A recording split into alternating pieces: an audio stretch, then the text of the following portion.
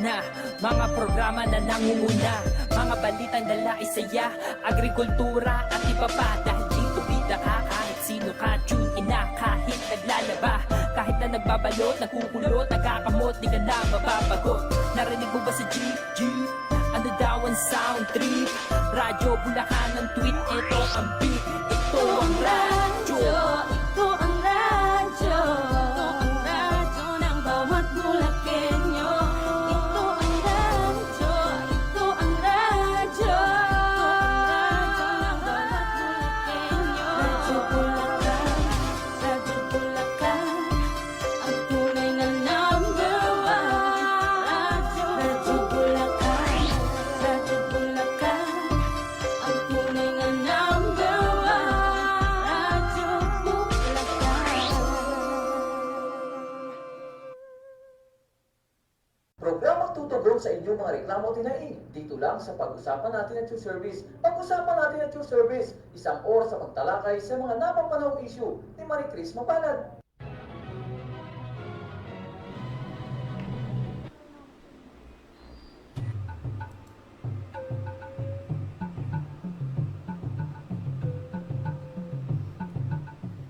Yes, good afternoon, good afternoon. It's already 1:06 in the afternoon. Ayan, kumain na po ba kayo?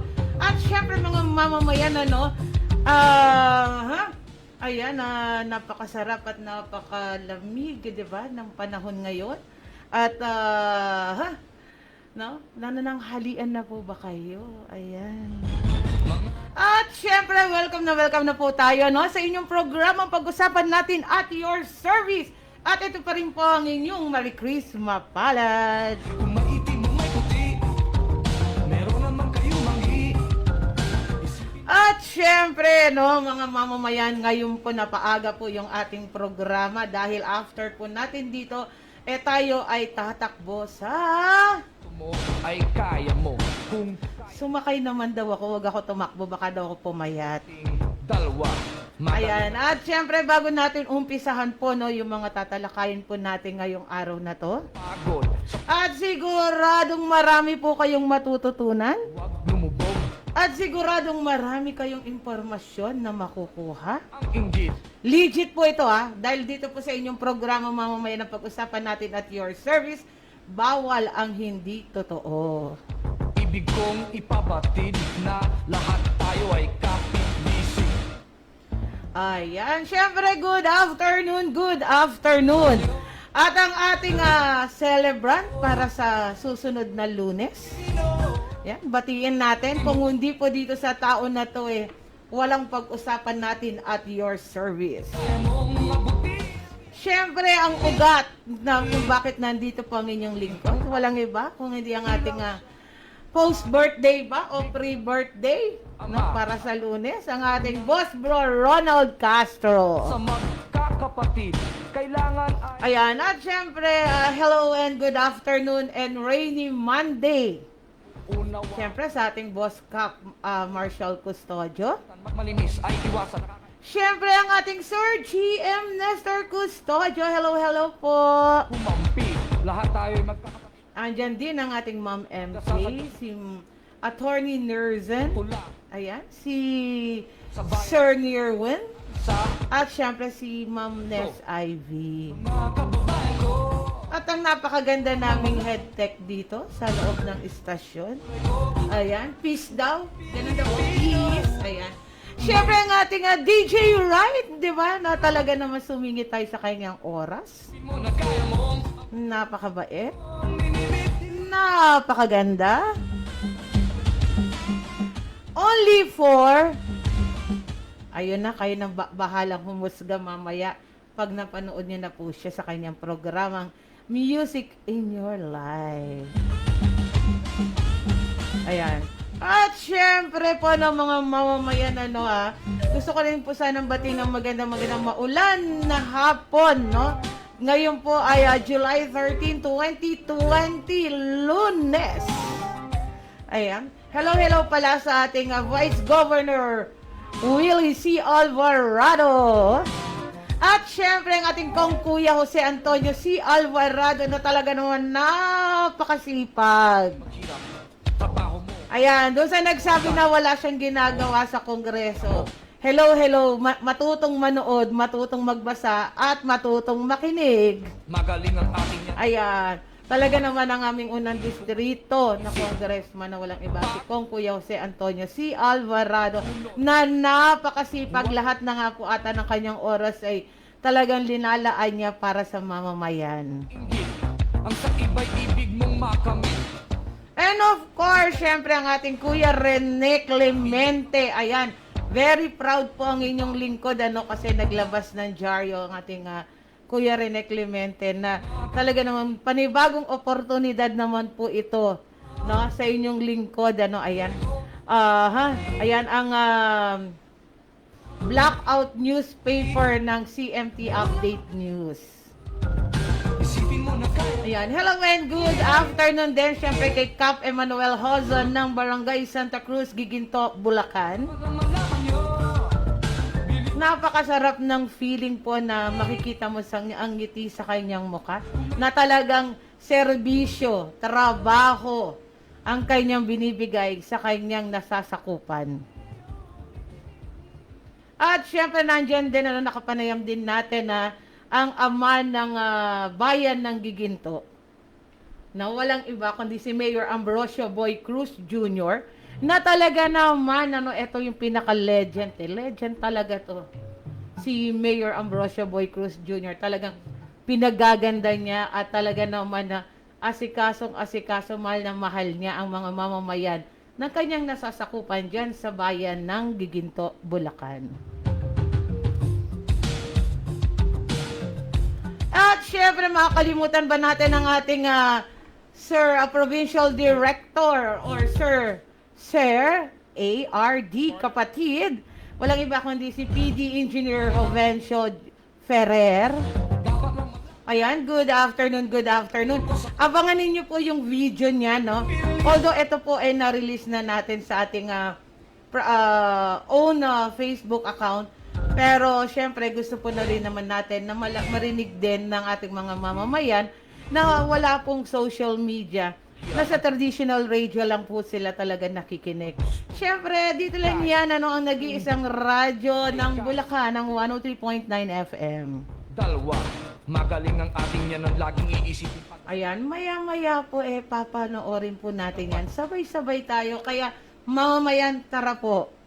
Pakinggan at panoorin po natin yan mamaya po.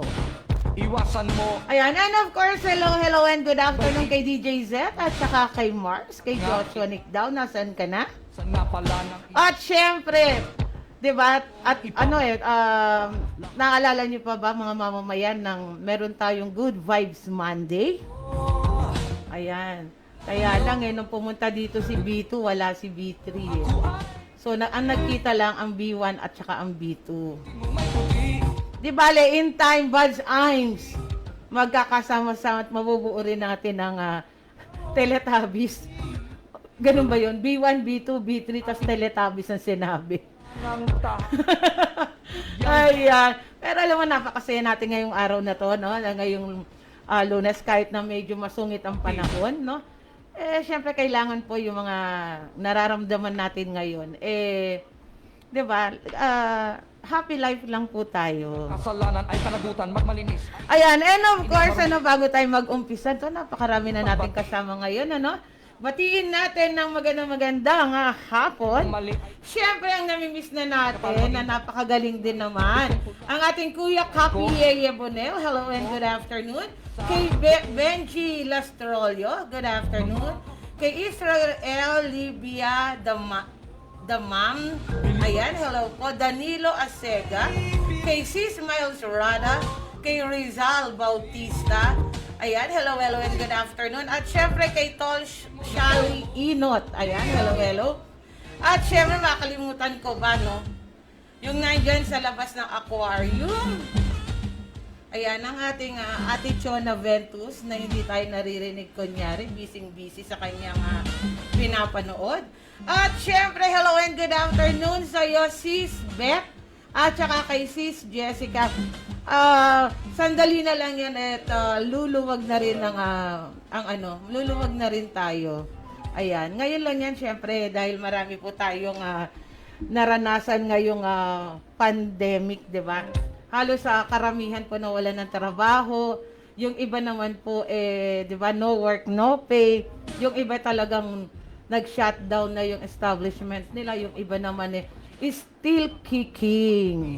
mo dahil pag gusto mo ay Yan, dasal lang po tayo at malalagpasan po natin lahat yan. at kahit And of course, ang mga idol at ang mga talagang bayani natin, walang iba kung hindi ang ating mga OFW. Ayan, hello, saludo po ako sa inyo. Ayan, good afternoon, good morning, good noon po o good evening po sa inyong lahat dyan. Ayan, so kapit lang po tayo, kahit alam na po natin na talaga naman na ang ating kalaban ngayon ay hindi natin nakikita. na lahat tayo ay kapit-bisig.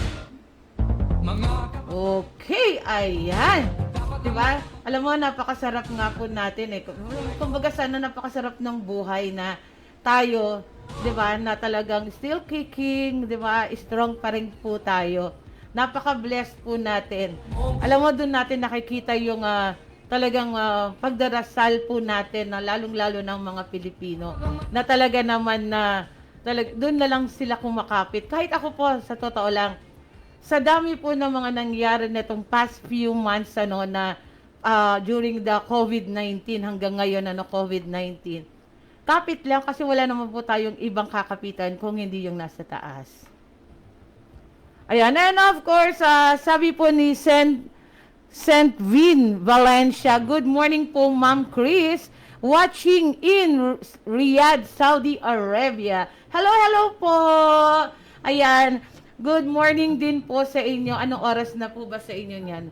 6 o'clock in the morning, tama po ba? Okay, ayan. At syempre, di ba ito, share ko lang po sa inyo mga mamamayan, pag po tayo lalabas ng ating tahanan, huwag po natin kalimutan na mag-wear po ng eyeglasses o sunglasses, ng mask. Kung meron po tayo, kaya pa ng budget, maglagay na rin po tayo ng gloves. Kasi nga sabi nga ng atin na Mayor Bebong Gatchalian, kung maitim mo may puti. minsan hindi natin namamalayan na nakakahawak po tayo ng kung ano-ano. 'Di ba? Syempre, for example, meron pong tulad nito, 'di ba, dito sa lamesa. May umubo hindi natin alam, 'di ba? So, syempre may droplets po na pumatak din na hawakan po natin. So, 'di ba, bacteria na po 'yun, tapos magpupunas tayo ng mata o whatever. So, kung kaya pa ng budget, mag-gloves po tayo. At syempre, maghugas ng kamay parati. Iwasan mo At hindi lang po 'yun pag naman po tayo ay galing sa labas, wag na po natin ipasok yung ating sapatos o tsinelas sa loob ng ating tahanan. ibig kong At magpahinga ng konti, tapos maligo na. Tapos ilabas na lang po natin yung ating mga damit. Dahil sabi nga po nila, ang bakterya na dumidikit po sa ating damit ay tumatagal ng 14 hours. Yan. Ito paalala lang po mula sa inyong programang mamamayan, ang pag-usapan natin at your service. respetuhin natin ang ating ina. Okay, ayan siguro huwag ko nang patagalin ito yung public information ng TESDA regarding po sa new normal. Kasi marami nagtatanong kasi di ba may mga courses po na kailangan na face to face. Ngayon, alam naman po natin na hindi pa po nalilift ng IATF, 'di ba, ang ang mga quarantine So kailangan social distancing pa rin po tayo. So ngayon, malalaman natin ngayon kay PD Engineer Jovencio Ferrer kung ano ba yung mga courses nila na e-learning, 'di ba, o online courses, at yun din naman na course na pwedeng may face-to-face pero may social distancing. So mga mamamayan, handa na po ba tayo? Isipin mo na kaya mong abutin ang iyong minimit. Ayan. Okay, habol si Loverboy. Hello sa iyo, Marcel Bayan. Okay, mga mamamayan, eto na po, napanoorin po natin sabay-sabay ang panayam natin, no, na live po yan sa TESDA office, ano, dyan sa Giginto, Bulacan. Ang ating Provincial Director, Engineer Jovencio o Joven Ferrer.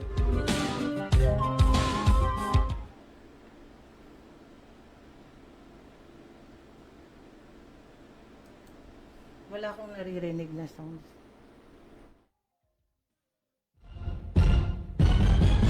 Dapat magsumikap at nang tayo di maghirap. Trabaho mo, pagbutihin mo, dahil pag gusto mo ay kaya mo.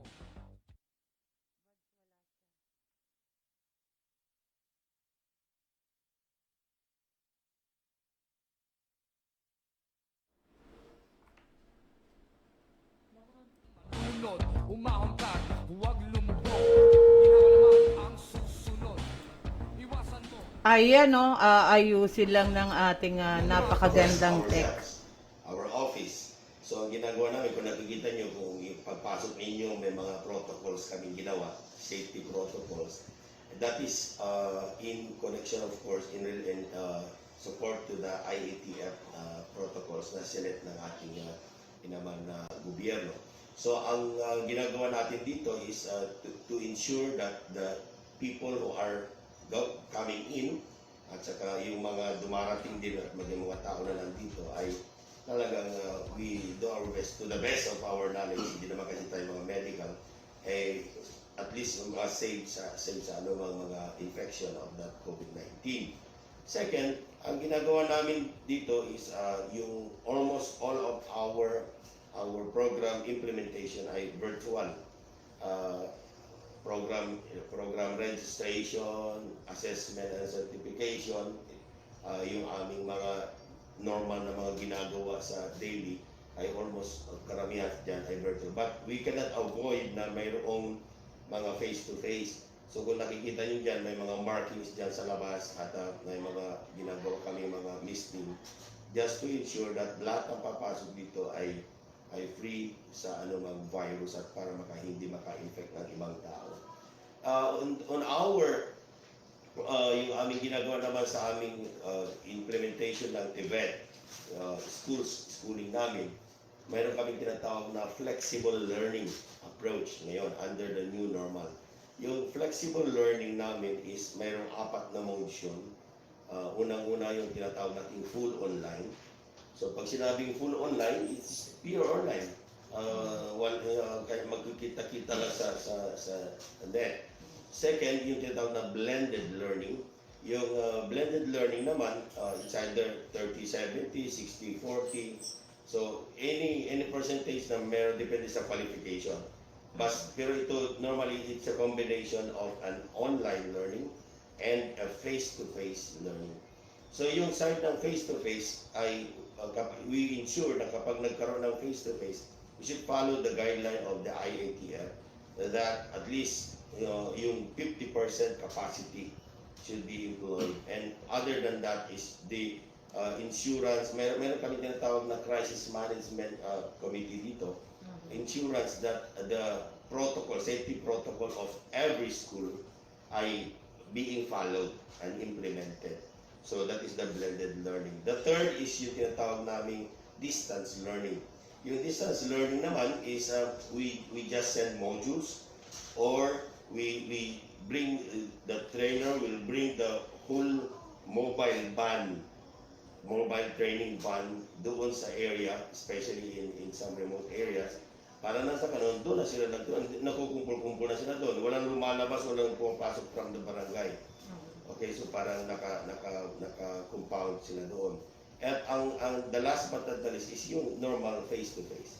But what I have said, the normal face-to-face is following the protocol set by the IATF that 50% should be the capacity, the normal capacity.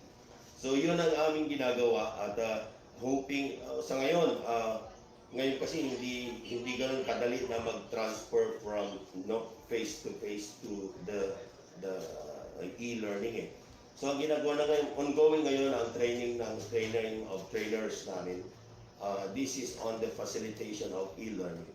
Because ang sinasabi namin, the registration that you have is still the same, but the modality of the delivery should be, well, of course, adapt with the existing setup, kumbaga. So ito yung mostly is the e-learning. So whenever a school decided to offer the delivery in the form of new normal, like online program or blended learning, basta mayroong internet, they are required to undergo this facilitate e-learning. It's a five-day course. Ang pinag-uusapan lang dito is how to manage the LMS, yung Learning Management System. And dapat ma-NC holder sila, how can they deliver it na hindi sila nakikita, na hindi sila nakakausap, na malayo sila. But, well, there are courses, qualifications na requiring talaga ng face-to-face. Especially, need practice. Okay? This is skills kasi. Skills, so hindi po pwedeng sa online lang. Theoretical information, like sa knowledge, okay yan. You can get that sa online. But when it comes to practice, there is a need for you to have the face-to-face. Anong ginagawa ng mga schools in that case? Ang ginagawa, we ensure that yung pagpunta ng bata sa school ay naka-schedule, hindi sila magsasabay-sabay doon. So if it is the normal capacity is 25, maybe after kung sino makatapos na ng online part, yung pupunta doon sa may schedule na pupunta sa school na. So matuturuan sila, gumagawa naman ng online doon. So gano'n. There are various schemes ang sinasabing ng eskwelahan. So for now, our target really, the Secretary's target really is June. Mag-exam, na yung full-blown na yung aming operation. But unfortunately, just lately nailabas yung IETF na guideline allowing TVET to be offered already. So itong July na. Ang aming target nito is July ay unti-unti na mabuksan. Pero per guideline, ang sinasabi kasi doon, for agri courses, like yung mga pang farmers, dahil maluwang naman yung area, ay pwede ng face-to-face. But still, following the protocol. Hindi ibig sabihin na nasa farm sila ay magkampul-kumpul na. Hindi ganon. Pag-allow ng face-to-face ay hindi sa luwag ng training area, kundi yung ini-implement na sistema para ma-ensure na social distancing, proper hygiene is followed. So yun ang ginagawa namin ngayon. At yung kinakausap namin lahat ng mga eskwelahan, we have 130 plus na schools, TVET schools in Bulacan, at almost 200 plus na trainers. So ngayon, binibilisan namin na maubusan. It's good that our trainer for the accredited trainer for the facilitate e-learning ay 70% of the whole region na galing sa Bulacan. Wow. So at least that's a good side of the province. Ay. So, Sir PD, regarding naman ito sa regarding po ito dun sa e-learning, if you have the permit already or school ka na ng training center ka ng TEXDA, you need to undergo seminar. Facilitate e-learning. Yes. Ganito po yun, ang setting kasi, ang school dapat bago to start, mag-register sa TESDA under the UTPRAS, yung Divine Tibet Program Registration Accreditation System. So once na na-register ka na, so may registration ka na yan, and then dapat ang trainer mo should undergo that kasi the normal policy na in-implement is face-to-face. Kapag mag-e-learning ka, iba yun. That's another story. But if the offering that you are, the system, the approach that you are going to implement, kasi facilitate e-learning, hindi siya e-teaching kundi e-learning So, nakadepende yun doon sa tuturuan mo. Hindi nakadepende yan doon sa eskwelahan, na kakayahan. So, kapag ang tuturuan mo ay walang internet, huwag mong gamitin ng module na online. Huwag kang gumamit ng blended. Gumamit ka ng modular or if there's a need, like sabi ko nga, agree, pwede face-to-face. So, yun ang ginagawa. So, ang sinasabing, sino yung mga trainer na mag-undergo ng e-learning facilitation? Yung mga mag-offer lang ng online at saka blended. Yun lang. Pero kapag ang inyong offering ay yung distance learning at saka yung face-to-face, which is reduced 50% na sinasabi namin, ay no need for you to undergo. Just go on. Just go on. Anong isasabit ngayon ng mga tao ito na hindi na mag-undergo? Meron kasi kami tinatawag na Certificate of Recognition. Bago ka makapag-offer go on itong July, bago ka makapag-start, dapat kailangan makapag-apply ka ng Certificate of Recognition. Anong kailangan mo doon sa Certificate of Recognition?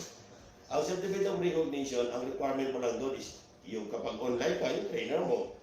Tapos, safety protocol, yung curriculum, dapat ilagay mo doon. Anong approach ang gagamitin mo? Dahil natin ito, puro face-to-face. So, kung gagamit ka, for example, ng online, dapat nakasulat din doon. Clear dapat doon sa CBC. So, pati yung CTPR na old na ginagamit mo na, and of course, yung capacity, yung profile ng mga tao na magsaserve under the new normal. Yun lang ang kailangan eh. At lahat yun present, except doon sa facilitate e-learning kapag mag-online ka. So, yun ngayon ang dinadaanan ng ibang mga trainer. But if the approach na gawin is face-to-face, wala na yung facilitate e-learning, magsabi ka na po, pwede ka na mag-start actually. Ang kailangan mo lang is the protocol, safety protocol dun sa school mo. Anong gagawin ng bata pagpasok sa gate, habang nasa loob, at sa kanyang paglabas, nang hindi sila nagkakaroon ng nami-maintain nila tinatawag na social distancing at sa proper hygiene. Yun lang ang safety protocol na hinahanap namin doon. And to ensure na within the compound, safe ang bata na mamimimaintain. Yun ang ginagawa namin. So what are the courses na pwede pong i-apply ang e-learning? Well, depende yan sa capacity ng mga module na available sa eskwelahan. Sa ngayon, mayroon na kaming, hindi ako nagkakamali, is 86 online program sa TESDA. TOP ang tawag namin doon. Kung nakikita nyo, may mga TESDA online program kami doon. But we do not limit the offering sa kung anong available material sa TESDA. A school can also develop their own e-material, e-learning material. Kaya may course na development of e-learning material. Okay? So, itong e-learning material nito, ipapasok lang nila dun sa kanilang learning management system, yung LMS, at ito ay pwede na nilang gamitin. Ngayon, paano ang assurance na yung kanilang e-material ay within the standard? Meron sa region, bawat region, meron tinatawag nilang RTREC. Yung RTREC na RTREC. Ito yung nagsasala at nag-ikip sa standard ng mga learning materials na ipinapasok at gagamitin to see to it that na-meet niya yung minimum. It could be high, good, no problem, but it should never be lower than that of the standard set by the agency. So, kapag na-okay na to, and then pwede na lang i-deliver. Yun ang. So, maganda, very, very broad ang kuha naman. Saka hindi siya masyadong mahirap. Ayun. So, ito naman, Sir PD, marami po kasi tayong mga gustong mag-join sa TESDA. What are the requirements para maging isa kang scholar ng TESDA? The same pa rin. The same pa rin siya, but ang may pagkakaiba lang in terms of age sa ngayon. Noon kasi, pwede ka 15 eh. Actually, pwedeng 15. Grade 10, pwede ka eh. Noon. But ngayon, because we are considering the health aspect of the learner, nag-set ang ating IETF national that our learner should be allowed at hindi sila kung pwedeng i-curfew. That is yung 20 down hindi pwede at yung 60 up hindi rin pwede. So Bali, ang coverage lang ng age is 21 up to 59. Okay? But as to the courses, the same courses, lahat ng mga, we will be announcing, sa ngayon kasi ginawa na yung mga provincial SAP namin, scholarship allocation program. At we're just waiting for each approval. And then after that, we will require all the TBIs to submit the QM based on the design or submitted RSAP ng Legion. So once na dumating yun, mabilis na yun. Magsasabay-sabayan na yun. But ang sinasabi namin is, well, as we only got 5 months. So we only got 5 months. So sayang yung half month. But well, wala namang may gusto niyan. It's a worldwide kaya pandemic siya. But sige lang, kung anong pwede natin magawa, sige, importante magawa natin ng the best and see into it that even the last minute of the year, we are doing what's best for the Filipinos. So, meron yung mga scholar po ba natin na Sir PD, for example, we have a school, then syempre ang school magde-depend sa ibibigay na scholar ng TESDA. We just want to clear that now. Yung school ng Tibet ay hindi lang siya sa TESDA scholarship nakadepende dapat. Ang sinasabi namin that when you start a school or business, so-called business, ay dapat magkaroon ka ng feasibility study. That even without the scholarship of TESDA, dapat mag-go-on ka. So mayroon tayong tinatawag na regular program ninyo wherein you can ask or you can collect fees for that because kaya nagpa-register ka naman. But if you are catering to Tibet scholarship or TESDA scholarship program, you should not collect any. Ibig sabihin, kung ito si Pulana ay scholarship mo, huwag kang magtanggap ng anuman sa kanya. Then everything is provided. Okay? Pero kapag ikaw ito opera, si Pulano ay regular program mo, hindi siya scholar, i-tuition mo siya. I hope that is clear. Isa pa naman, ang ginawa namin sa scholarship namin under the new normal, the normal free training, free ang assessment, free ang mga book allowance, gano'n. Ang idinagdag namin sa mga allowance sila, ang idinagdag namin dyan, mayroon tinatawag na internet fee. Dahil sa di ba magsa-search sila. And then the other thing is yung PPE, yung pagbili nila ng ito. So siguraduhin nila na mayroon sila habang pumapasok nito. Dahil hindi nila po pwedeng, wala akong perang pambili ng mask ay hindi pwede because we are providing scholarship fund for that. Okay? So, we also have one program at the scholarship tinatawag na TWSP. Before, walang allowance yan. It's a free training, free assessment, at saka yun lang. But because it is for the employee age yan that kaya TW Training for Work Scholarship Program. But ang sinasabi namin, maski na adult yan, affected din naman ng pandemic. So sa ngayon lahat na nilalagyan na namin siya ng allowance. Pare-pareho na 160 per day. So yun ang binibigyan namin. Plus yung PPE and plus yung aming internet allowance. But except yung sa UAQT namin, which is yung para sa diploma, para sa may mga book allowance pa yung mga yan, siyempre mga bata yung mga yan.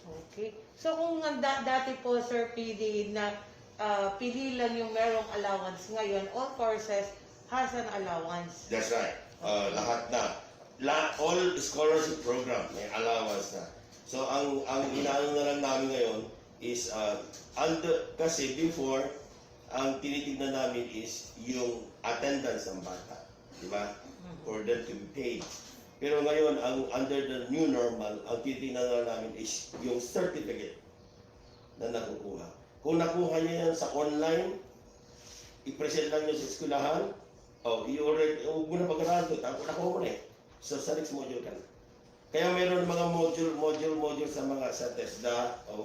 So yun. So automatic doon, kapag natapos mo yun, i-print mo lang yung certificate mo. Makukuha mo na kagad. Sign na yun. May certificate number na rin yun. Full online kasi sa TESDA So once na ang bata kinuha niya yun, na-print niya, pupunta sa center ngayon. Like for example, carpentry, ang paggawa ng door jump for example, nakuha niya yun sa training na online. Pagdating niya sa school, pinakita niya, hindi na niya pag-aaral ng door jump dito. Automatic siya. At makukuha na niya yung allowance na. Kasi ano kayo na yun sa kanya? Nakabase na siya sa competency ngayon.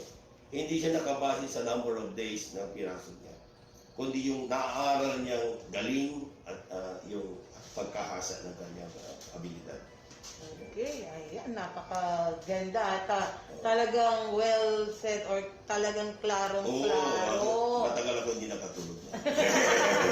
Ayan, so message po para sa atin mga gustong maging under ng TESDA o yung papasok pa lang. Ayan, sa ating mga minamahal na kababayan who are willing to, of course, mag-aral, magsanay ng mga kulang skills or yung mga kapabilidad, competencies na para magamit nila sa pag-aral. Especially, ang priority namin ngayon, number 1 is agriculture. Second is construction. Third is health. Mayroong ICT. Medyo less sa tourism. Kasi nga, nag-down ang tourism. So, kapag turuan namin sila ng tourism, hindi wala na sila matrabaho. So, ang sinasabi namin, immediate, ano bang kailangan pwede pag-ano ngayon? So, we got lots of projects already available in terms of tourism, ay sa construction and sa agri. And also, that is the one focus ng ating presidente at ang aming secretary, siyempre, na really food security. Na kaya nga meron kaming tinatawag na programa namin na gulayan sa bakuran. We see to it that if a Filipino learn how to value that small land na meron siya, na pwede niyang pagtaniman ng sitaw, talong, walang magugutom. Kung matuto lang, we are very rich in terms of land area. Unlike Japan, unlike Singapore. Pero tayo dito, pinababayanan natin, nakatiwang-wang. And then sasabihin natin, wala akong kakainin. But the Filipino doesn't just appreciate that kapag nakapagtanim sila at nakain nila, nagsawa na sila dyan, pwede nilang ibenta at pwede sila bumili ng gusto nilang makain. And that will solve the problem. India, bago sila nakapag-develop ng kanilang mga helicopter, it started na maging food sufficient sila. So I think those information na meron yung ating mga karatig bansa, ay kung yan lamang ay mai-instill sa mind ng bawat Pilipino, mula pinakabata hanggang pinakamatanda, ay hindi magugutom ang Pilipino sa yaman natin sa lawak ng lupa. So yun ang inaano namin sa mga trainings namin, sa mga training induction program, sinasabi namin magtanim kayo. Mayroon ka isang Region 3 under the leadership of our regional director, Jesus Fajardo, General Jesus Fajardo. Ang nag-challenge siya, grow your own food challenge. Maniwala kayo, hindi lang siya Region 3. Even other regions are nag-act sila. So, sabi namin, well, if this will make our people really realize na may pwede pa ng pagkabuhayan yung pagtatanim, why not do it? So, in partnership, of course, with DA, in partnership with other government agencies, so we do the project in convergence with them. We do not do it alone. Because, siyempre, we have to appreciate, of course, and accept the fact that in terms of agriculture, it's DA. Okay? But in terms of technology in the agriculture, that's TESDA. So yun, hindi siya nauulit. Kasi may tanong sa amin minsan, bakit hindi pinakikialaman ng agriculture? TESDA kayo. No, hindi namin pinakikialaman ng pagtatanim. Yung pagtatanim ng... Ang pinakikialaman namin is, for example, gumamit ka ng traktor. O, yung paggamit ng yung traktor na pagtatanim, DA yan. Pero paano mo i-maintain ang traktor? Paano mo i-drive ang traktor? Paano mo siya i-repair? That's TESDA. So we work with them. So yun ang sinasabi namin parati in terms of technology, that's TESDA. Okay, so sana yung ating mga aking pong pinaabot sa ating mga minamahal na kababayan, TESDA is starting its fly again, after the pandemic. Region 3 is trying its best to restore all the TVET activities in the region, specifically sa Bulacan. We are doing our best to the fastest way we can. With the help, of course, of the association, we are preparing everything. And sa ngayon, we're so happy that our governor is very supportive. Nagbitaw siya kahapon, nakuha namin kahapon yung ina-allow na niya ang TVET in Bulacan. But you should follow the safety protocol set by the ITF, TESDA, and DOH. So yun ang sa kanya. Okay lang, sabi niya, kailangan natin, but hindi ibig sabihin mag-lose tayo sa guard in terms of health. Because the first priority, siyempre, anin mo pinakamagaling na kapitero kung patay ka naman. See, sometimes hindi maintindihan ng ating mga kababayan yan. But you cannot pigilan, ginaganon nila. Magugutom kami, mamamatay kami. Anihin mo na maraming pera ka, patay ka naman, may sakit ka, ubos yan. So, health is priority. And we want to explain that to our kababayan who are listening now, that the government is doing its best for our people.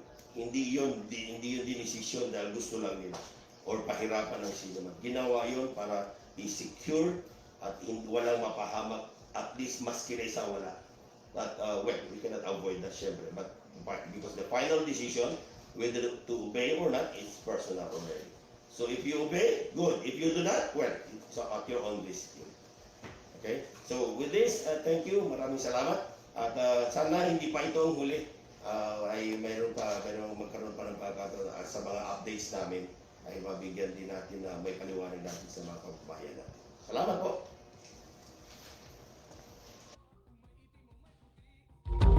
Meron naman kayo manggi. Isipin mo na kaya mong abutin.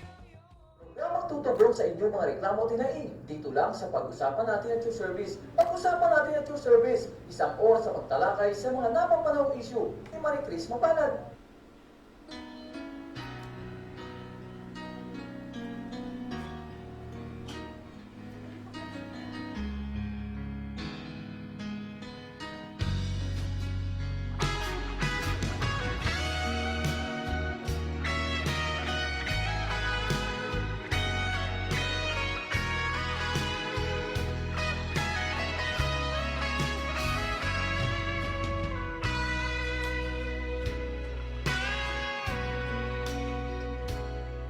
Kung hindi ngayon ang panahon na para sa iyo, huwag maiinip dahil ganyan ang buhay sa mundo.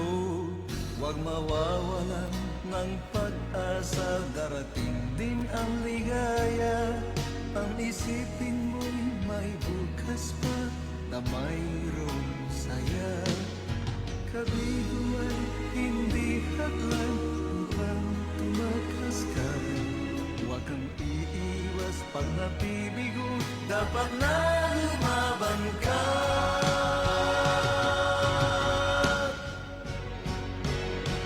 Ang kailangan mo'y tibay ng loob kung mayroong pagsubok man.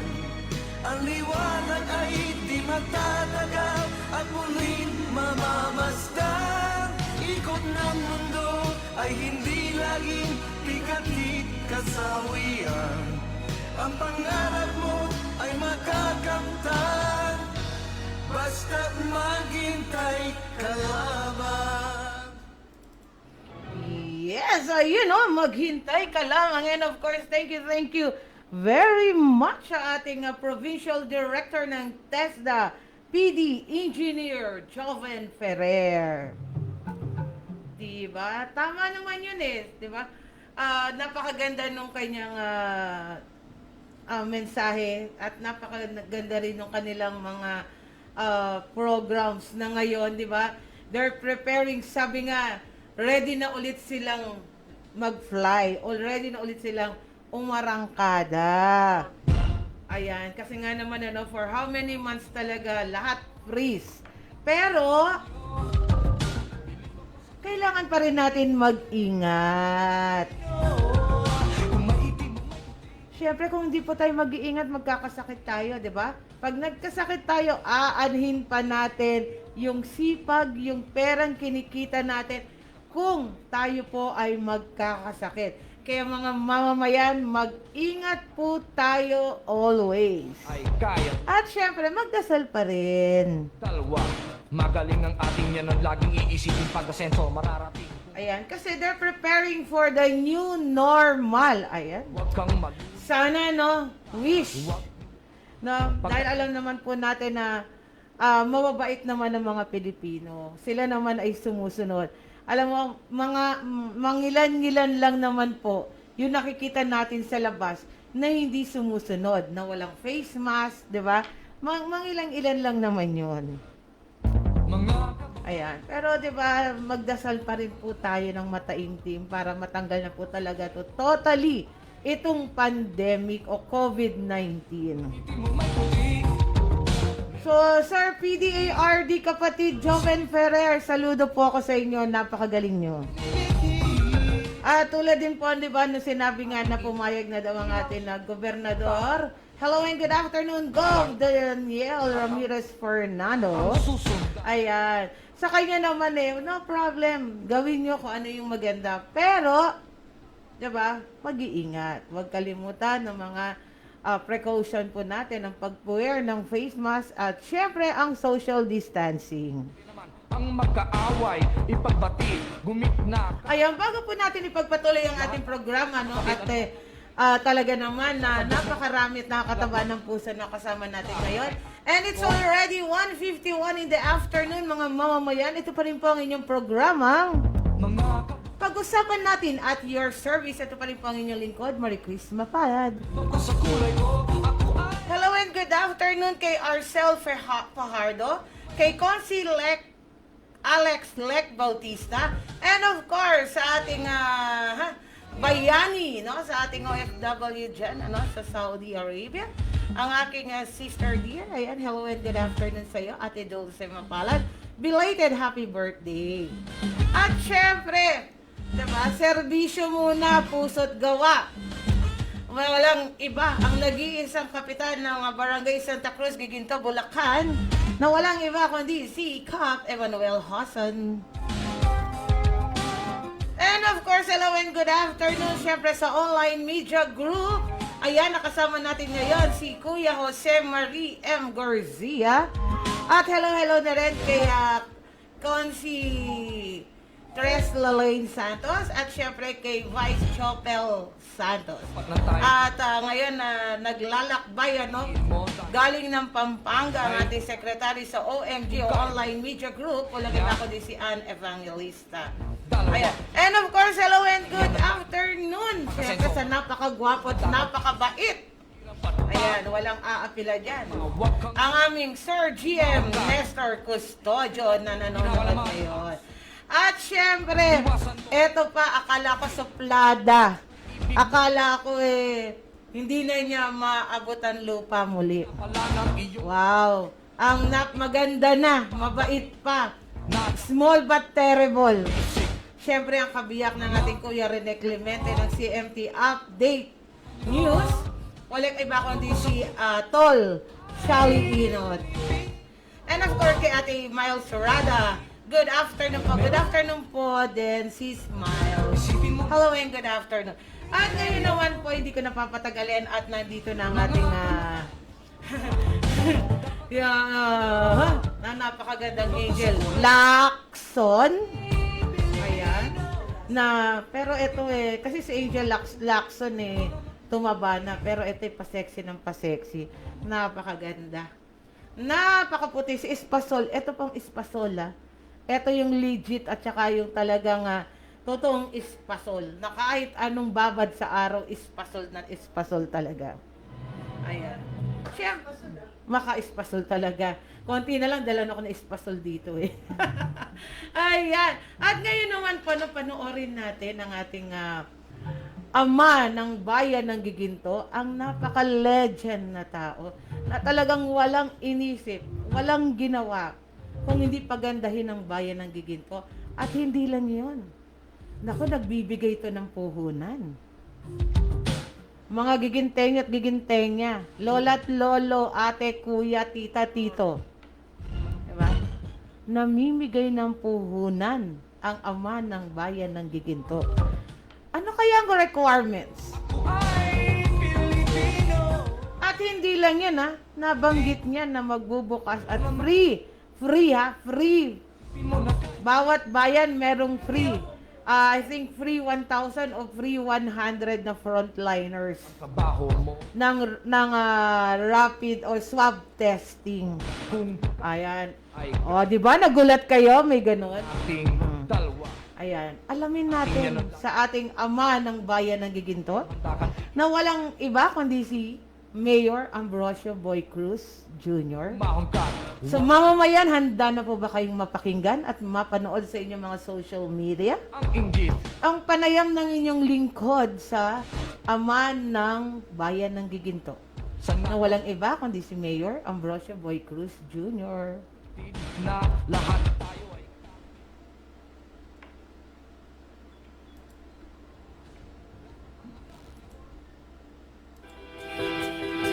Siyempre, ang aming ama at legend na mayor ng Giginto, Bulacan, Mayor Ambrosio Boy Cruz Jr. Good morning po, Mayor. Good morning. Ayan. Mayor, welcome po sa programa ng mamamayan. Nag-iisa lang po ito, no, sa Bulacan, ang 103.9 FM Radio Bulacan. Pag-usapan natin at your service. So, Mayor, kumusta naman po ang ating bayan ng Giginto ngayon na MGCQ na po? MGCQ na, dahil marami na nakakawala ngayon, nakakapasok na yung mga tao, nakapunta na sa Manila. So, ang nagiging biktima dito, siyempre, yung mga nagtatrabaho sa Manila, minsan, meron pang ilan nila nagiging positive, babalik dito sa amin. So, yun ang nagiging problema namin. Kung mag-positive, closely monitoring to. Unang-una, hindi na nga dapat na hindi na dapat mag-quarantine ngayon. Kaya nire-ready na namin yung quarantine namin. Just in case na magkaroon ng positive at hindi kaya na talagang doon manirahan sa bahay-bahay nila. So far, meron kaming isa na muli. Ito ay nagtatrabaho sa Red City. Siguro din ako ang local presbytery. Yun ang nagiging problema. Pangalawa ay sa nakikita natin yan dahil lumuwag itong pag-ikot-ikot at yung mga tao ay hindi pa rin maliwanag sa kanila. Kailangan yung disiplina talaga. Mask, dancing, kamay, para hindi na so ang problema nito ngayon ang challenge mo kami. 17, hindi nagduraan na.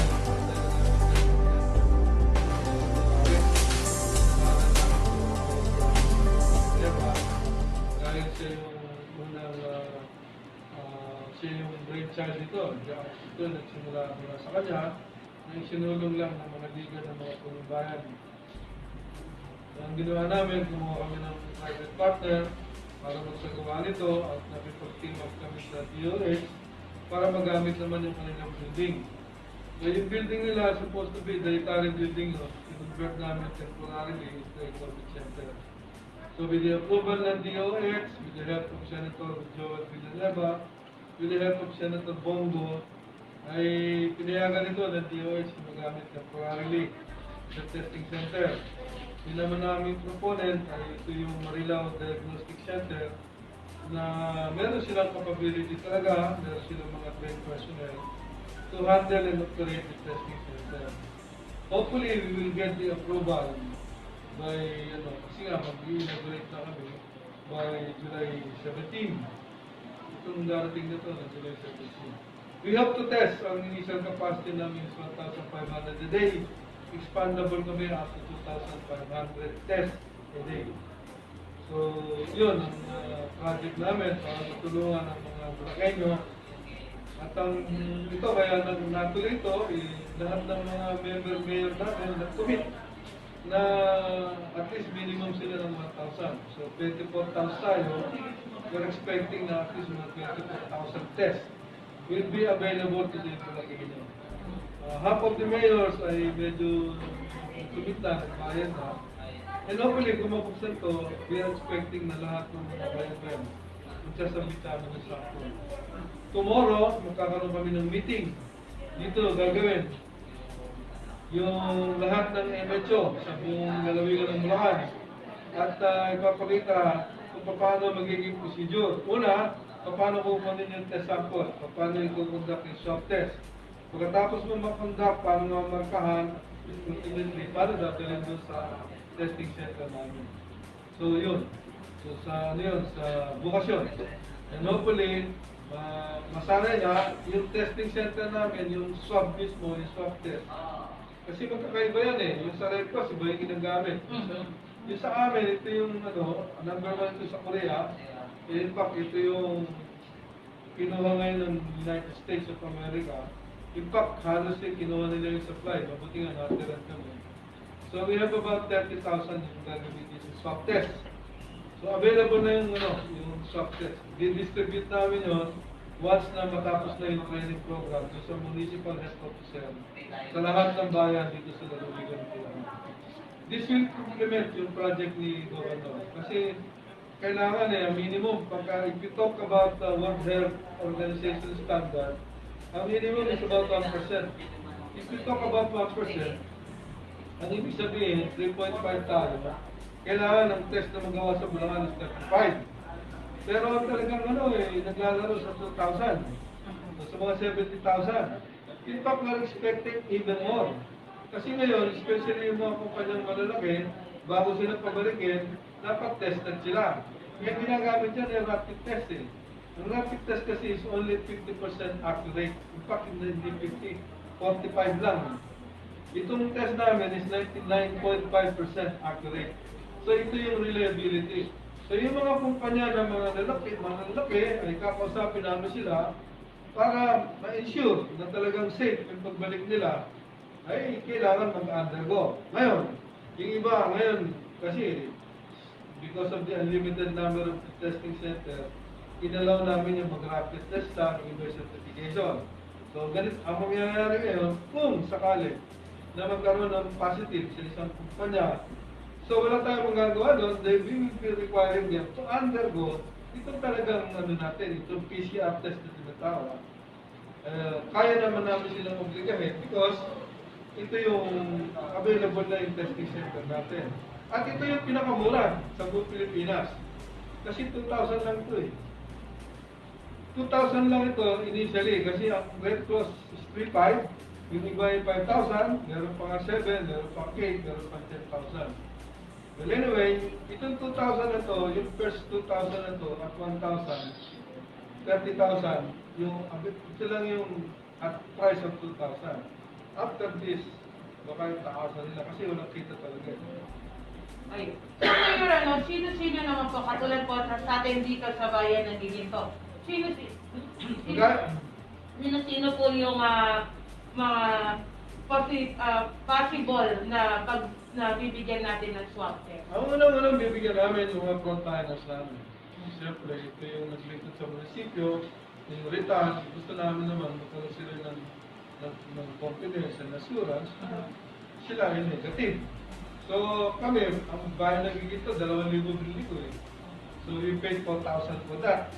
So yun ang unahin namin, yung mga frontliners namin, yung nasa health, yung police, saka ito. Even ang Philippine Army, nagtugit ako ng 100 sa kanila, bibigyan ko sila. So ito yung tulong ng Liga ng punong bayan dito sa Luluwigan. Ayun. So, bukod po dito, no, Mayor, napakaganda po nung naisa para sa mamamayan na hindi lang sa Bulacan, sa Giginto, no, kundi sa buong lalawigan ng Bulacan. So, bukod po dito, ano pa po ba yung ating mga proyekto para po, alam po natin na marami pong proyekto na nabinbin ng bayan ng Giginto. Ito po ba, naitutuloy na po ba natin ngayon? Yung tinutuloy namin ngayon kasi wala ng tao, trabaho. Di ba? So, kanina lamang, nag-present yung aming peso officer. Nandiyan siya, si Amy San Agustin. Kasi dito, meron kaming tinitingnan namin, ilan ba yung may trabaho, ilan na wala ng trabaho. Kung wala kang trabaho, bakit di ka nagtatrabaho? So, even yung training program, nakapasa na sa amin yun. Kailangan yung training program, yun ang una. Pangalawa doon sa training program, meron kami dagdag-unan. Yung mga nagtitinda na dati, siyempre, hindi natigil ng pagtinda sa malamang, naubos ang punan. So yun, mga more or less, mga 700,000 yung nakuha namin po dito. Ngayon, yung puhunan ni Boy, ito yung pinapautang namin sa group of 10 ito eh. Group of 10, na 5,000 dati. Sorry. Ngayon, 10,000 na binibigyan namin. Pero kailangan 10 kayo. Pagka yung isa hindi nakabayad, doon sa 10, lahat ng 10, hindi na makakautang ulit. Because of that, napakaganda ng collection efficiency namin. In fact, ang collection efficiency namin is almost 98%. Dahil doon sa ganun. So ito practice na tinutuloy namin ngayon with a seed capital of 2 million, ngayon mga 2.5. Wala halos interest to. Kasi yung pera nito nakakot sa collector, certain degree, very minimal, it's about 6% per annum, mura pa sa bangko. So, nakikinabang yung mga gusto magnegosyo, ito yung livelihood program. This is outside of the livelihood program na ginagawa namin. Kasi yun ang kailangan ng trabaho, pagkakakitaan, paano makaka-recover. Kaya dito sa Gigito, sa aming estimate, basta tuloy-tuloy lang yung programa namin, I think in the next 3 to 5 years, dapat lahat ng taga dito may trabaho. Pag wala kang trabaho, isa lang ang dahilan, tamad ka. Kasi may training sa TESDA. Gusto mo matutulog welding, libre. Bakit ito yan? Mananahin, libre. Pagkatapos, on top of that, bubuksan na. Ito meron kami test na office dito. Nandiyan yung training center namin. Bakery,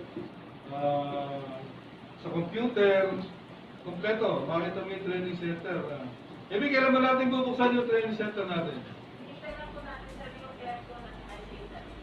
After that, marami ng training program na bababa doon. Outside of the training program na ginagawa namin, meron kami, itinayang ko sa kanila yung kooperatiba namin. Itong kooperatiba na to, ito yung gumagawa ng cake para sa senior citizen. Ito rin yung beneficiaryo ng grant sa amin na 1.5 million na gumagamit yung pagkain ng mga bata. So ito, kaya namin yung mag-operate para at least ma-monitor. At the same time, gusto namin maging economic enterprise. Yung kumita ng bahagya, at the same time, nakatulong doon sa nutrition program namin. So these are all the programs na intervention na ginagawa namin at ang pinakamaganda na napakaganda sa dito, alam namin na babagsak ang negosyo. Pero in spite of that, dahil sa ganda ng lokasyon ng dito, napakaraming mga industrial center na nakaprogram kami na papasok dito. Ang iniisip namin na industrial center dito, more or less, ang gusto namin ma-develop, almost mga 200 hectares. So yung 200 hectares na yun, it will create a lot of job opportunities for all the individuals. Outside of that, siyempre, yung programa namin sa housing, kaya nag-create kami ng isang departamento para lang to address yung housing. At ito ngayon ang inaayos namin, meron kaming na-approvean na kung makilalaman, total ito na 180 million. Saan namin gagawin ito? Pambili ng lupa. Ano ba yung una namin bibili ng lupa? Yung lupa sa likod. Ano yung tatayo namin sa likod? Diyan namin tatayo yung palengke, diyan namin lalagay yung slaughterhouse, diyan namin lalagay yung MRF, diyan namin nilalagay yung office ng TESDA, diyan namin lalagay yung rural health unit namin na nandito sa labas, papalitan namin yung malaki. At diyan namin lalagay yung aming tinatawag na, ano yung tawag sa garden natin? Naglalagay kami dyan ng garden para sa mga senior citizen, yung gagawin kami ito. In partnership with the Department DPWH. Kasi yung garden na to ay gagawin namin model. Dahil siyempre, ang dito ay lugar ng maghahalaman, sentro ng halaman. So yun ang namin i-develop. Katapos, dyan din rin malalagay ang PNP, ang Bureau of Jail, yun pa. Hospital. Ang ospital ay yung ospital na doon. Inaayos namin yun kasi gusto namin ito, private na mag-operate. Kasi may kami na tie-up sa dalawang option namin, either kunin lang provincial as a district hospital. Kasi una-una kanila naman yun. Hindi naman sa amin yun. Dalawa, kung hindi na makukuha, we are engaging, we are entering into a PPP arrangement, a public-private partnership, dito sa grupo ni Pangilinan. Kung ano yung ginawa nila sa second lot, probably gusto ko, yun ang gawin nila dito. Napalakihan para yung serbisyo mas malawak. Kasi yung limitation namin as a munisipyo, kahit anong gawin namin, di namin mag-expand. Siyempre, ang problema, pag limited ang services mo, limited din yung maibibigay mong tulong. Ngayon, kung meron mag-i-invest na malaki, tatayoan talaga, papalaki na sa hospital, maraming matutulungan. At i-improve pa rin namin yung access. Kasi yung gusto namin from the expressway, papunta rin sa hospital. So, yun ang mga intervention na inaayos namin, sa larangan ng kalusugan, sa larangan ng hanap buhay at kabuhayan, sa larangan ng kaunlaran, sa larangan ng tuloy na serbisyo sa ating mga. That is what we're doing. Wow, napakaganda po talaga, Mayor, ng talagang naisip niya para dito sa bayan ng Ginito. Eh ngayon naman po, Mayor, nang dumako naman tayo dahil malapit na po ang August 24, na alam natin na ang ating magpapasok na ating mga estudyante. Sa tingin niyo po ba handa na po mga kabataan para sa online class po nila or modules po? Kahit na hindi sila handa, dapat maganda. Ang una, definitely, ang magagamit lamang, nag-usap na kami ng DepEd, ng District Supervisor, ang magagamit lamang yung, ano tawag nila rito? Modular. Yung modular system, so ang problema doon yung printing. I think, ang probinsya, winasi sa printing, kami, tutulong din kami. We're looking on the possibility of having our own printing equipment, kasi from time to time, we clear it. Pero ang mahalaga kasi, kailangan magkaroon pa rin ng direct contact. So, pag i-explore natin yung online, napaganda pakinggan. Pero ang daming problema eh. Una, yung sa, kailangan meron kang internet. Hindi naman lahat yung meron internet. So ano pa? Kailangan bukod doon sa may internet ka, kailangan meron kang contact. So, imposible. Ibig sabihin, kung mayaman basta tayo, okay lang. Ako, hindi na pangarap ko. Kaya kami, nagka-aaral lang kami ngayon, gusto ko, magtatayo kami ng sarili ng istasyon ng radyo. Para ang interaction, at least once or twice a week, ay magkakaroon ng interaction between the teacher at saka doon sa estudyante. Through radio. Kasi yun ang pinakamura eh.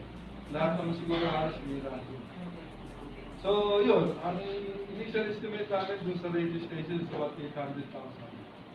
So, we'll be putting up one dito para lahat ay masakop dito sa buong bayan. Ngayon, pinag-aaralan, ito yung na mabuti, may kumuusap sa akin. Sabi niya, Mayor, gusto mo, baka next month, pag-aralan natin, makakakuha tayo ng broadband sa Kalumpit, through the ICT, may lalagay dito, gagawin mo din ng dito. If that will happen, kung libre, madali na ang pag-usapan. Kasi kung mga ganito, lahat ng mga bata ngayon, may cellphone na. Pero yun, possibility na yun, hindi ko makita na sana maging totoo, but we are exploring all of these possibilities. But definitely yung radyo, gagamitin namin ito, hindi lang naman kasi namin gagamitin ito para sa school. Gusto namin gamitin ito, interaction sa mga barangay, training program, ano ba yung program na available sa munisipyo? So meron kami sariling radio station. Ito yung sunod higit ko. Yun ang programa, as far as education is concerned. Ayan. So, ngayon naman po, Mayor, dumako naman po tayo sa mamamayan ng Ginito. Dahil may ugong-ugong po na by August or September, ililip na ng IAFP.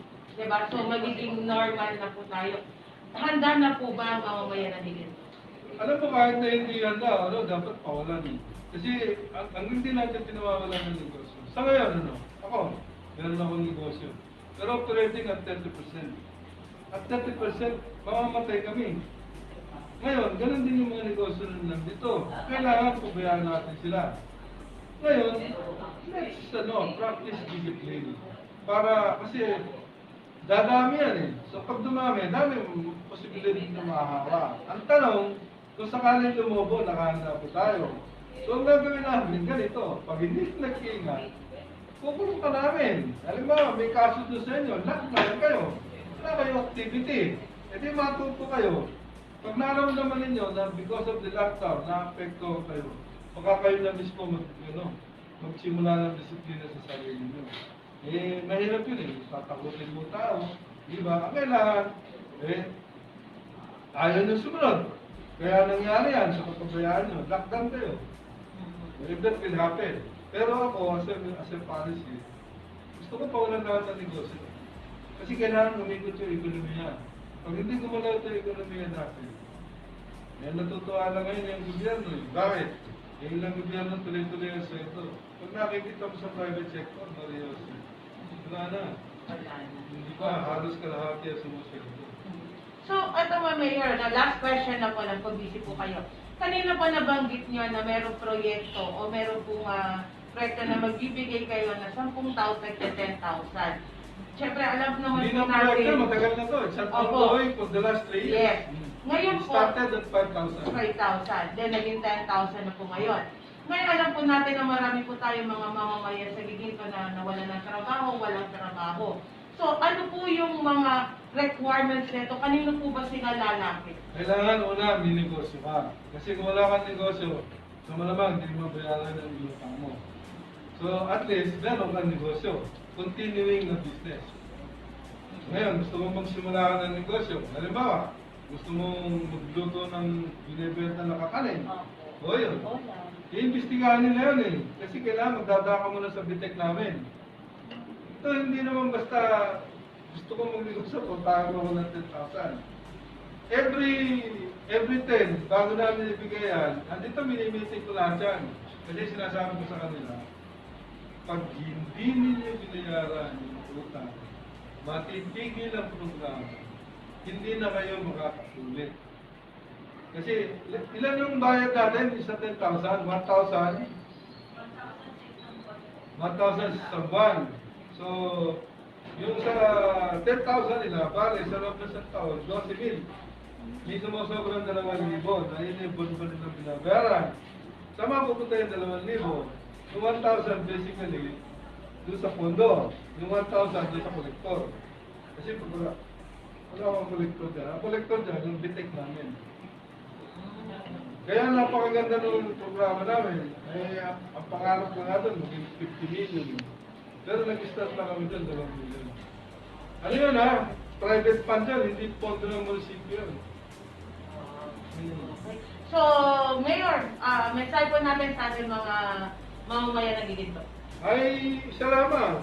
Yung pong disiplina ay hindi po biro-biro. Not unless and until meron po tayong nakuha na bakuna, that is the only time na pwede tayong mamahinga ng kaunti. But at the end of the day, hanggang wala hong bakuna at hindi ko makita na this will be happening hanggang matapos yung taon na to, kailangan nyo iba yung sakripisyo, iba yung disiplina, iba yung malasakit. Iwasan po natin kung wala tayong gagawin, sa bahay lang po tayo. Kailangan po tayo ay nakamas para hindi tayo makahawa ng iba at hindi rin tayo mahawa. Kailangan naghuhugas tayo ng kamay para tayo ay hindi magkasakit. At kailangan ay social distancing. Yun lang, kasimple-simple, hindi natin magawa. Kasi yung mga kababayan natin, akala, ibabalik na doon sa dati. Bakit kami naglalaro, lalabas, nagsusugan, nagsasabog, nagiinuman. Eh yun o, inuhuli namin dito. Kasi sabi ko dyan sa aking kapulisan, iikot kayo. At gusto ko araw-araw, minimum na 10 ang mahuhuli nyo na walang nakamaskara, walang face mask, hindi nagpa-practice. Para sa ganun, alam na mahigpit tayo. Kasi kung sa inyo mismo, sa kapulisan natin, at sa ating barangay, magre-relax tayo. Siyempre, ganun na rin ang magiging impression ng lahat. So, kailangan mo dito, sakripisyo lang. This is a different world. New normal ang pinag-uusapan sa atin. We are facing an abnormal situation because of the pandemic. Dapat klaro to sa ating kabubayan. sana maintindihan nila. Hindi mo kami natutuwa na mangulit. Hindi rin mo kami natutuwa na magaling. Pero sana, tulungan natin.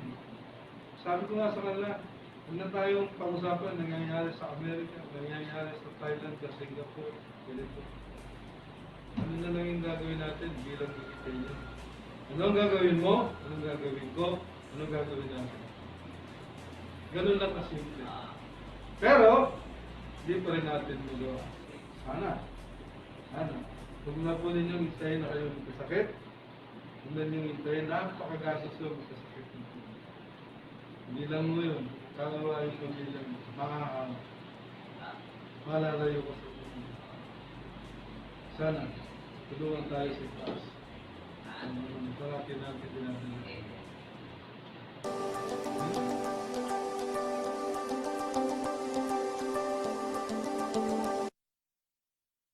Programang tutugon sa inyong mga reklamo tinaig. Dito lang sa Pag-usapan Natin at Your Service. Pag-usapan Natin at Your Service. Isang oras sa pagtalakay sa mga napapanahong issue ni Marie Chris Mapalad.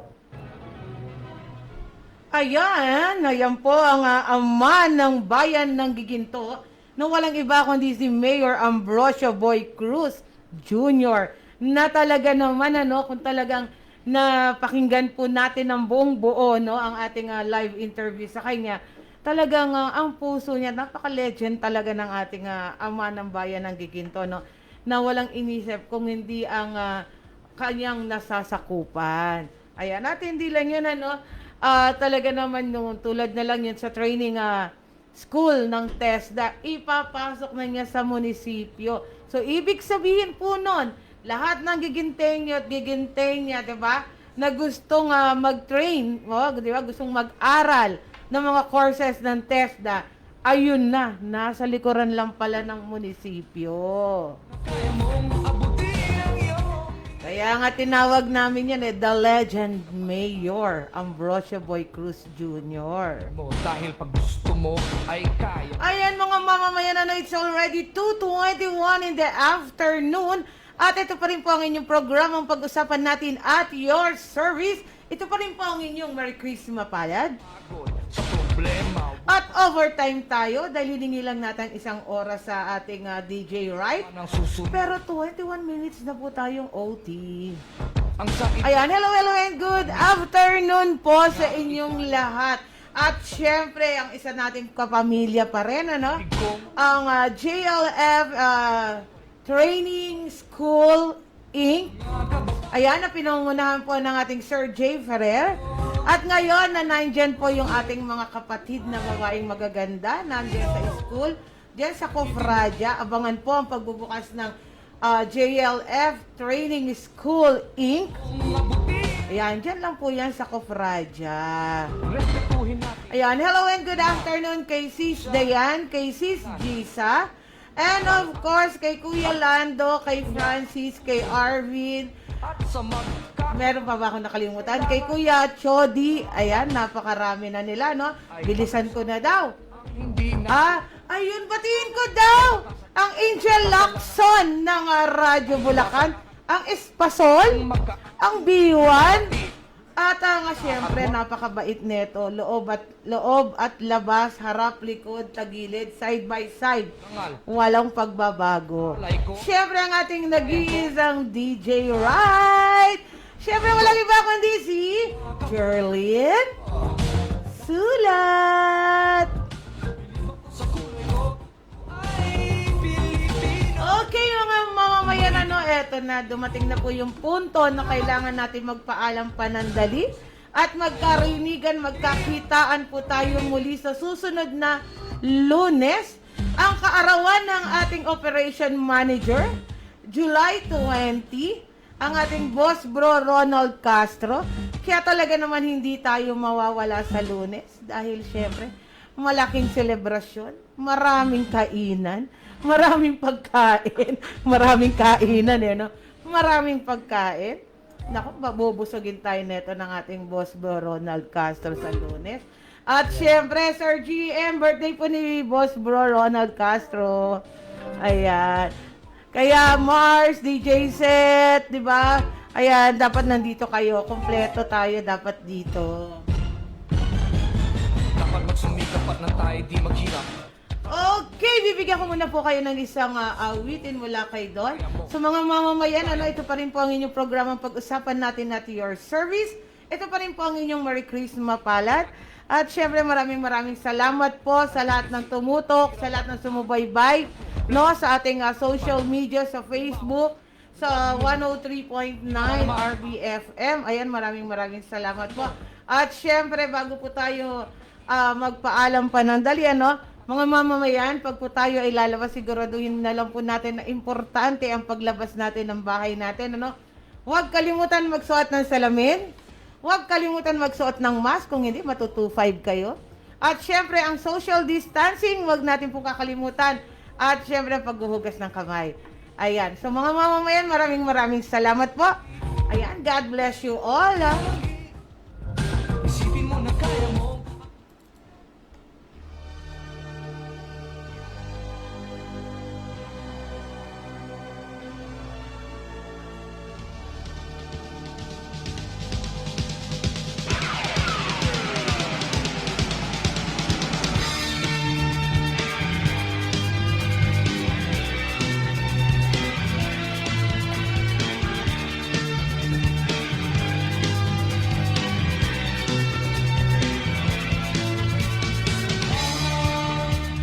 Tayo'y magkasama.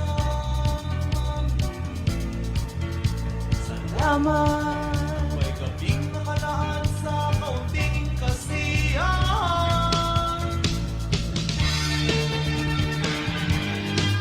Hello, Consi Nino Bautista. Para sa iyo yung tugtog na yan.